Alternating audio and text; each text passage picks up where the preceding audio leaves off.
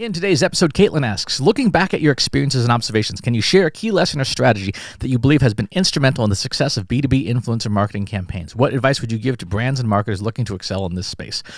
Here's an easy answer. Figure out what you want to do. A lot of people do not know what they want to do with influencer marketing. They see it, they understand it at a very surface level, like, oh, let's get a Kardashian, right? No. At Trust Insights, one of the things we recommend is a 5-part framework. We call it the 5 Ps: purpose, people, process, platform, performance. Purpose. What do you want to accomplish? What is the goal of your influencer marketing program? Are you doing awareness? Are you trying to influence consideration? Are you trying to nudge forward evaluation? Are you trying to spur purchase? Based on the purpose alone, that's going to change the strategy of your influencer marketing program and dictate even what kinds of influencers to use, because different types of influencers influence different parts of the customer journey. There are, for example, even retention influencers, people who are evangelists, people who love your product. For example, in Salesforce, they have the trailhead folks. There are folks whose influence is all about how do you get more out of the investment you've already made. That's a retention mechanism that, again, a lot of people don't think of when they think of influencer marketing. They think, oh, let's get a Kardashian, let's get a big mouth. Instead of, how do we retain our customers? How do we use influencer marketing to create more loyalty with our products and services? So that purpose is really important. The process, how are you going to manage your influencer marketing? Again, really critical. How do you manage this thing? This is an amorphous thing. How do you turn it into something that is usable, right? That is repeatable, that is scalable? There is the platform. There are a bunch of influencer marketing platforms out there, right? There are all these different communities. You have to decide, how do you want to, based on your strategy, how do you want to deploy things like community? Are you going to start a Discord server? You may or may not want to, depending on the resources you have available.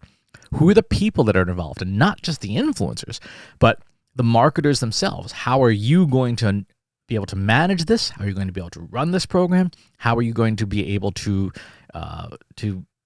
work with and collaborate with people all across your company? Because again, if we think about the customer journey from awareness all the way to evangelist, you have influencers all along that spectrum. Is your program tuned for that? And do you have the people necessary to manage at each stage of that customer journey? And finally, of course, the performance. How do you know it worked? How do you know that influencer marketing worked? And this, again, is one of those areas where companies really struggle. They really struggle to measure the impact of influencer marketing. There are statistical ways to do this. There are ways that are well proven that take algorithms and methods from things like biostatistics. Generally speaking, though, people who have experience in biostatistics don't end up working in marketing. Generally speaking, that's obviously if you work in like life sciences, you know those algorithms exist, and you may not have thought about porting them to marketing.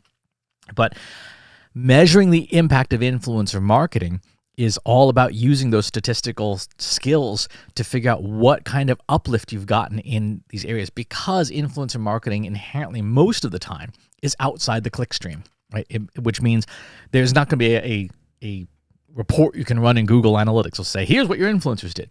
Again, how do you measure when an influencer's on stage at conferences and says, hey, you should buy this software. This is what I use, right? There's no click trail. There's no referrals. You might see a spike in organic search, but how do you know that that's from what happened?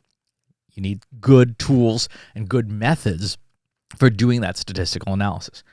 So that's my recommendations and observations.